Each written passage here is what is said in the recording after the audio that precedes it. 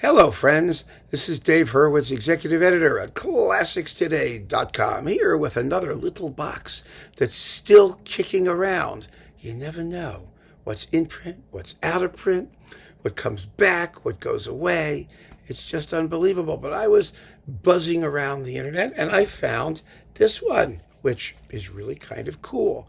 3 classic albums by Kirill Kondrashin from Universal. He used to record for Decca and Philips, but now it's all just Decca. So let's just talk for a minute about what you get. I mean, there was a whole series of these 3Bs here. You got, for example, the Borodin Second Symphony School box, and you got the Victoria Molova box, and there was a Claudio Arrau box. And there was a Jesse Norman box. Just for some reason, they picked a bunch of artists and took 3 discs and shoved them in a little slipcase like this at a special price. So here we have Kirill Kondrashin, who was a wonderful conductor, of course, and who did not live, unfortunately, after he defected to the West. He passed away rather shortly thereafter. So there aren't that many official recordings of him, mostly done with the Vienna Philharmonic or the Concerto Orchestra. So let's see what we have here. Number one is this one. It's the Beethoven Violin Concerto with Kyung-Hwa Chung and the Vienna Philharmonic. Now, when this came out, I remember it very distinctly. First of all, it was sort of still kind of early days of digital, so it was a big deal. And Chung was a big deal.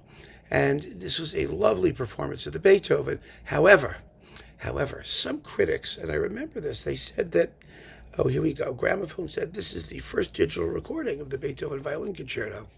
How exciting. Beethoven always wanted his digits to be polished.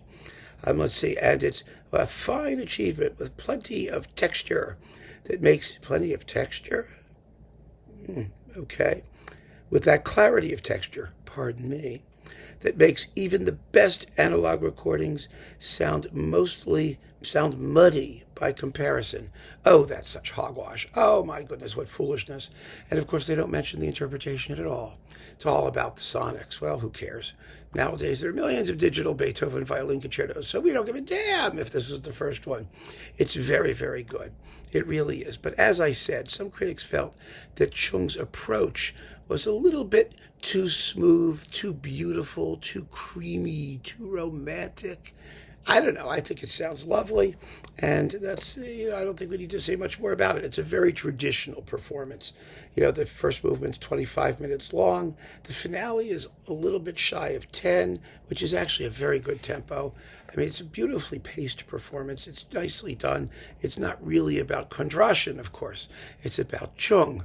So if you're a Chung fan, you're going to want this. If not, well, it doesn't matter so much, but it's a lovely performance. The other 2 discs here really are about Kondrashin, which should make us all Kondrashinics happier. First, you get the New World Symphony with the Vienna Phil. This is unquestionably one of the best and one of the most famous of all the New Worlds. It's a superb performance.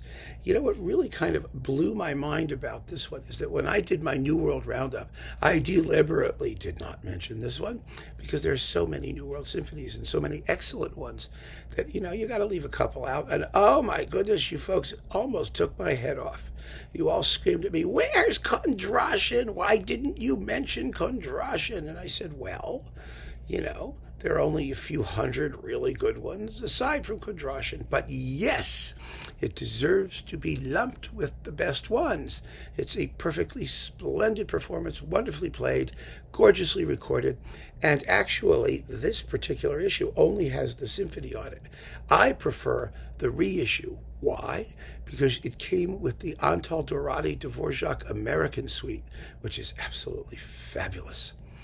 Absolutely fabulous. They're the perfect pairing with the New World Symphony. They fit wonderfully on a disc. So if you could find that issue, which was at mid-price, well, price is not the issue. This is a budgie box, basically, anyway. But yeah, that's a great disc to get. But if not, you still have a fabulous New World Symphony. So, okay, let's put this back in its little sleevey thing. And now I have talked about the Kondrashin New World Symphony. It's a fiery, impulsive performance with the exposition repeat in the first movement. Yes!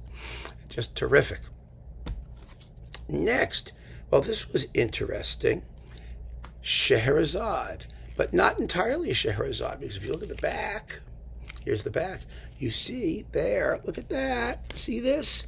You get the Borodin Second Symphony with it, which is really nice. You know, when Kondrashin passed away, he'd only made a few recordings, as I said, for Universal, but there was a lot of live material with the Amsterdam Concertgebouw, and so they came out with an edition of live stuff. Now, I have to be perfectly honest and say that a lot of that live stuff was pretty average. It wasn't terribly interesting, and it was particularly because they were radio broadcasts and whatnot, it was sonically extremely mediocre for the most part. The Borodin Symphony here was one of those, one of the better ones of those. There was what, Shostakovich 6 and 9, and there was a Daphnis and Chloe. There was, I think, a Nielsen 5th. There was all kinds of stuff. I mean, interesting repertoire. But the performances were just your basic subscription night performances. There wasn't much special about them. And they've since quite completely disappeared. You know, I mean, they've never been reissued like in a box or anything like that. So this Scheherazade is absolutely fabulous. Absolutely fabulous. It's the reference Scheherazade for many, many people. I can understand why. The playing of the Concertgebouw is absolutely stunning. The sonics were marvelous. The only thing that it's missing is a good tam-tam whack at the climax, because the Concertgebouw didn't have a tam-tam back then. I mean, they had one. It was I think, a UFIP tam-tam, and it's the one that you hear in fairly well, actually, in some of those early Haitink recordings. But it didn't have a loud sound. It was very good quietly. It went, you know, it was really nice. But when you whacked it, nothing happened. I saw them live with this thing. It was a big, huge thing. Like, pow, and nothing happened. So, you know, when the shipwreck happens, you know, you don't get much of a crash as you do in some other performances. But aside from that, and let's face it, there are more important things in the world than that particular noise at that particular moment when you're listening to Scheherazade. It's absolutely gorgeous. First class in every respect. I love it. And the Borodin makes a fantastic bonus. And like I said, it was one of the better of those live things. So there you go. That's your 3 classic Kondrashin albums. They are classic Kondrashin albums, and or Kyung-Hwa Chung albums, and they're wonderful. And this is really great just to see it's still around. It's convenient, it's inexpensive, and it's well worth having.